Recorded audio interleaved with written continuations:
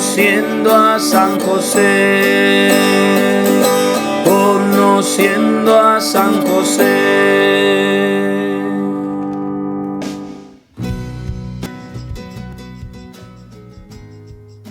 Alabado sea Jesucristo. Bienvenidos, hermanos, a este su programa Conociendo a San José, el cual transmitimos desde la parroquia Santa Teresa de Jesús, ubicada en la capital de Honduras, como parte de la provincia de América Central de nuestra orden de los Carmelitas Descalzos. Hemos estado en los programas anteriores escudriñando, conociendo a este santo patrono de nuestra Iglesia Universal. En este año jubilar dedicado a San José. En los programas anteriores hemos visto las virtudes, los dones, las cualidades humanas de este santo patrono nuestro. La parte del silencio, San José, un hombre trabajador, San José, custodio de la Sagrada Familia, San José, su papel de esposo, de su papel de padre, San José migrante, San José contemplativo, San José, hombre de escucha. Y en esta ocasión tenemos a un invitado muy especial. Tenemos al padre Juan Ángel López Padilla, hondureño, quien es párroco de la Iglesia Sagrado Corazón de Jesús, quien ha sido también maestro de seminario, de universidad, y quien se ha preparado y tiene un doctorado en historia de nuestra iglesia, historia de la iglesia. Tenemos aquí para ir viendo todos estos rasgos históricos de San José a través del tiempo de nuestra iglesia, a quien le damos la más cordial de las bienvenidas.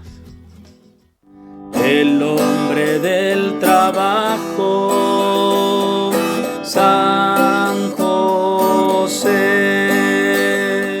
El hombre del trabajo, San José.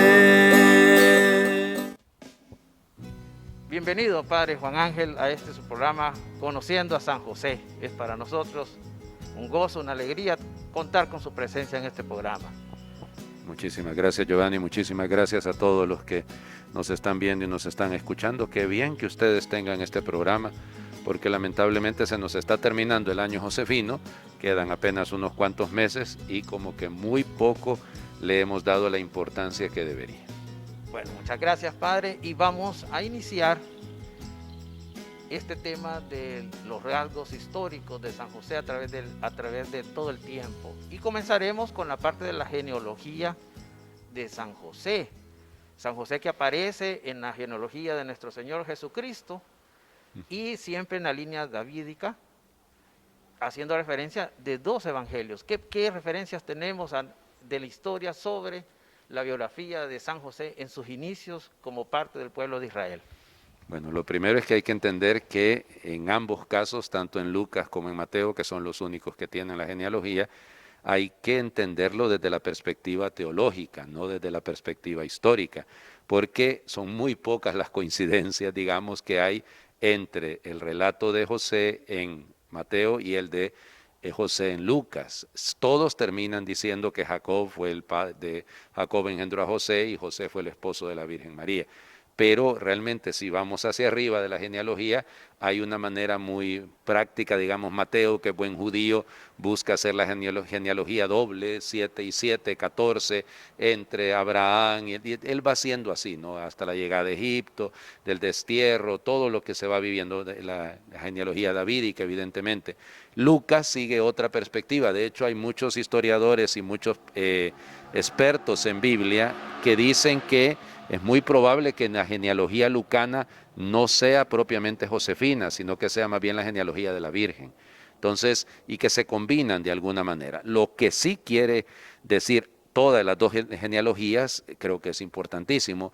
En primer lugar, que no oculta el hecho de los errores del pueblo, que José y Jesús está encarnado pues en una realidad concreta.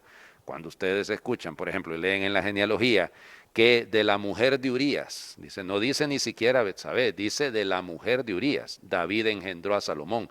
O sea, esto es bien importante porque no oculta Tamar, por ejemplo, para decirlo, o bien cuando hace referencia a Ruth, que es extranjera. O sea, las mujeres de la genealogía son interesantes porque hasta llegar a María, ninguna era exactamente muy digna de que digamos, según el relato que va haciendo el...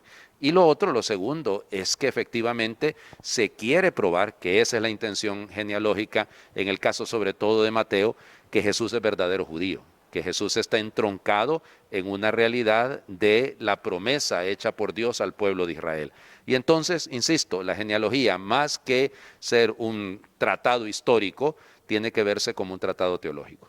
Muy bien, padre. Y esta parte histórica también de San José en cuanto a su profesión. Cuando se hace referencia en las Escrituras a Jesús, dicen el hijo del artesano, del carpintero.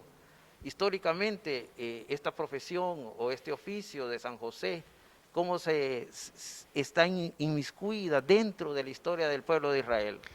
Vamos, aquí entran varios factores, ¿verdad? Primero es, acuérdense que traductor traditor, el que traduce traiciona. Y entonces el problema es que el término que se está traduciendo original es arameo y luego se traduce al griego. Entonces hay que entender lo que significa realmente. Lo que se dice es que José era tectón, trabajaba con sus manos. Y luego la tradición de la iglesia lo hizo un carpintero. Pero realmente la carpintería no es como hoy en día, en el caso nuestro, ¿no? Que es solo la dedicación al trabajo en la madera. No, él hacía, construía, digamos, era una combinación entre albañil, artesano, carpintero, trabaja con sus manos, o sea, toca concretamente la realidad y Jesús hereda ese oficio. Tanto es así que, vamos, saltémonos a otro evangelio, no solamente Mateo y Lucas que hablan de él, sino Juan. Lo hemos leído hace algunos días en el domingo cuando la gente cuestionaba a Jesús, ¿no es este el hijo de José? Es decir, hay una realidad legal ahí. Y Jesús hereda la profesión, lo cual es absolutamente normal en el mundo judío. El papá enseña el oficio al hijo. Transmite no solamente el apellido, digámoslo, sino que transmite también esta experiencia de laboral. Porque es otro detalle, hasta el sol de hoy ustedes pueden ver estos grandes CEOs, los grandes, llamémoslos presidentes de los grandes bancos mundiales que son judíos, y todos saben algún arte, todos tienen que haber aprendido algo concreto con las manos. Entonces no es extraño que eso haya ocurrido también con José. José era un trabajador con sus manos, era un carpintero, la tradición lo dice así, no hay nada malo en eso, y eso habla muchísimo de él, ¿no? Porque toda persona que es capaz de construir algo, de levantar algo, es una persona que es creativa, es una persona que es ingeniosa, es una persona que es capaz de concentrarse provocando y generando un bien concreto. Yo creo que eso lo heredó el Señor Jesús, evidentemente, de su Padre. Y también el Señor Jesús hereda no solo esta parte de la profesión, sino también hereda lo que es el cumplimiento de la ley, porque tanto a nivel religiosamente hablando, como también de la ley civil, digamos, porque José acude junto con María y la Virgen. Sí, lo que pasa es que en el mundo mundo judío no existe la separación entre ley civil y ley religiosa. O sea, para ellos la ley es la ley, es decir, no solo la Torá, sino entendida, estamos en el ambiente que dominan en ese momento los fariseos, y así que por lo tanto la mentalidad farisaica de llegar a ser increíblemente regulando todo, no, absolutamente todo. Entonces, sí, ahora, ahí entra otro factor que nos cuesta a veces superar, porque hay muchísimo de, llamémoslo, de romántico en la visión que tenemos de la Sagrada Familia. Y entonces nos cuesta, por ejemplo, ahora han aparecido algunas estampitas y algunas cosas a José cargando al niño, no solo esta tan linda, sino cargándolo realmente, la Virgen durmiendo y él cargándolo. Como que nos cuesta llegar a eso, porque algunos tenemos una mentalidad un poco de madre solterismo. Entonces como que si la Virgen fuera madre soltera y que el papel de José fue cargar un burrito, llevarla a Belén, agarrar otro burro, ir a Egipto, regresar, y como que eso fue lo único. Pero en el mundo judío, el educador del niño, del varón, es el papá. O sea que quien le enseñó a Jesús a orar fue su papá. O sea, nosotros lo romantizamos mucho, le metemos mucho ya le digo, lo endulzamos mucho. Y no, o sea, realmente es no solo lo que estás diciendo concretamente con respecto al tema de la transmisión de la ley, de las costumbres judías, sino su idiosincrasia pasa por él, es José el que le transmite al niño lo que es Israel. Evidente, no negamos el papel de la madre, pero aquí quiero subrayar que eso es lo propio del siglo I. Puede muy ser el verbo encarnado, pero es verdadero Dios y verdadero hombre. Y en su humanidad Jesús lo que hace es lo que su padre le enseña, lo que su padre le transmite. Yo casi les diría que más allá de pensar que fue María la que le enseñó a juntar las manitos y a llamar a su padre Abba, fue José. Fue José el que le transmitió eso, en cuanto que, insisto, era lo propio de esa época. Muy bien, padre. ¿Y hay alguna referencia histórica sobre la vida de José en cuanto a su muerte? Porque de él no sabemos, a través de las Sagradas Escrituras, no sabemos nada sobre eso. Vamos, históricamente hay que recurrir a los apócrifos, ¿no? Al pseudoevangelio de Tomás, por ejemplo, que habla mucho de San José. Y pues nos cuenta algunas cositas, ¿no?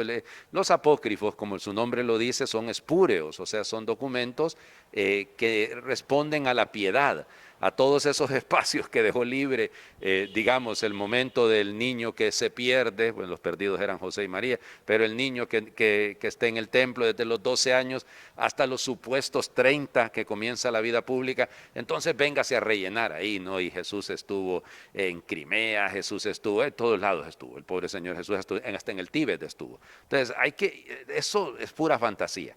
Lo mismo lo que ocurre con el caso insisto, de este pseudo-evangelio de Santo Tomás, que es interesante, ¿no?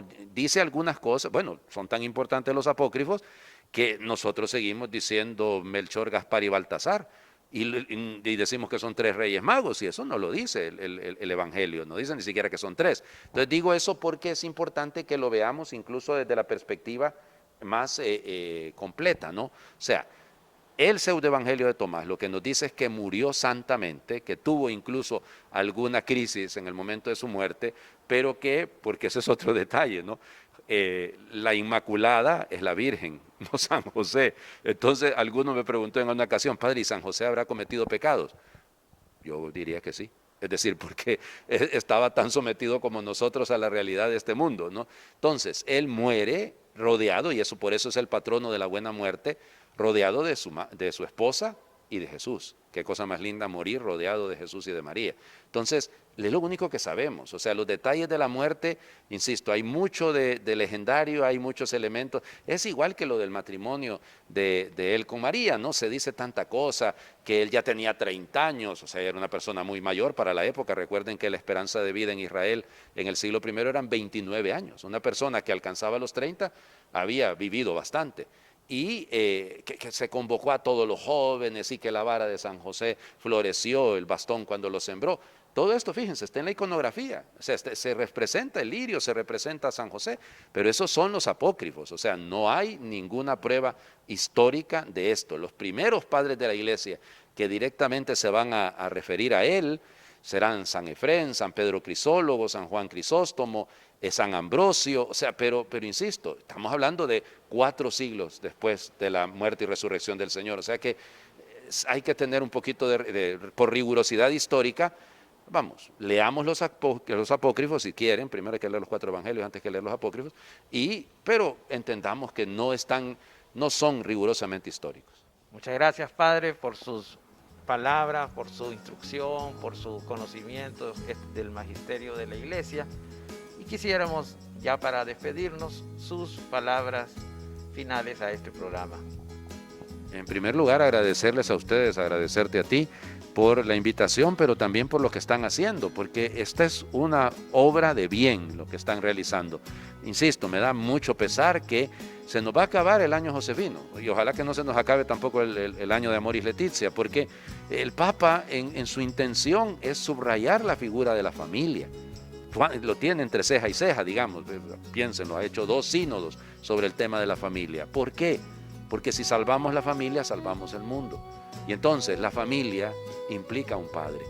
Así que la figura de San José no la desechen, que no se quede en una estampita, que no se quede en una medallita, que no se quede para invocarlo a la hora que nos estemos muriendo, no, sino que realmente haya una conciencia clara por querernos modelar, también nosotros sacerdotes, con la figura de este santo, que es, como decía Santa Teresa, un santo poderoso. Muchas gracias, Padre, y muchas gracias a ustedes, hermanos, por el favor de su atención, y como siempre los esperamos en este su programa, Conociendo a San José. Que Dios les bendiga. Gracias. Conociendo a San José, conociendo a San José.